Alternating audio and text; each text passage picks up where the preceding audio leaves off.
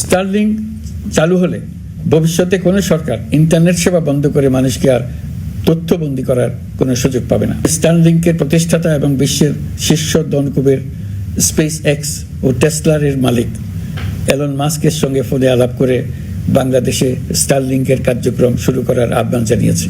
সে অনুসারে কোম্পানির প্রতিনিধিরা এখন বাংলাদেশে তাদের কার্যক্রম শুরুর আয়োজন করছে। তাদের সঙ্গে 3 মাসের মধ্যে বাণিজ্যিক চুক্তি চূড়ান্ত করার কাজ চলছে। স্টারলিংকের মাধ্যমে স্বল্প মূল্যে উচ্চগতির ইন্টারনেট বাংলাদেশের ডিজিটাল জগতে একটা বিপ্লব আনবে।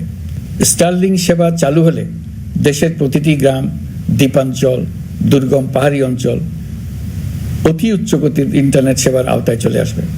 স্টারলিংক চালু হলে ভবিষ্যতে কোনো সরকার ইন্টারনেট সেবা বন্ধ করে মানুষকে আর তথ্যবন্দী করার কোনো সুযোগ পাবে না। বাংলাদেশের প্রতিটি অঞ্চলে বিশ্বমানের শিক্ষা, স্বাস্থ্যসেবা, অর্থনৈতিক ক্ষেত্রে সকল নাগরিকের অংশগ্রহণ নিশ্চিত করা যাবে। আমাদের নতুন প্রজন্ম দেশের যে কোনো প্রত্যন্ত অঞ্চলেই থাকুক না কেন, তারা বিশ্ব নাগরিক হয়ে গড়ে ওঠার সুযোগ পাবে। সরকার যুব উদ্যোক্তা নীতি 2025 প্রণয়ন করেছে। এর লক্ষ্য হবে সামাজিক, অর্থনৈতিক ও পরিবেশগত অগ্রগতির মূল চালক হিসেবে তরুণ তরুণীদের ক্ষমতায়ন করা। এই নীতি টেকসই উন্নয়ন লক্ষ্যমাত্রা অর্জনের উপায় হিসেবে সফল উদ্যোক্তা তৈরিতে সহায়ক হবে। সামাজিক ও অর্থনৈতিক ক্ষেত্রে তরুণ উদ্যোক্তাদের অবদানকে স্বীকৃতি দেওয়া হবে।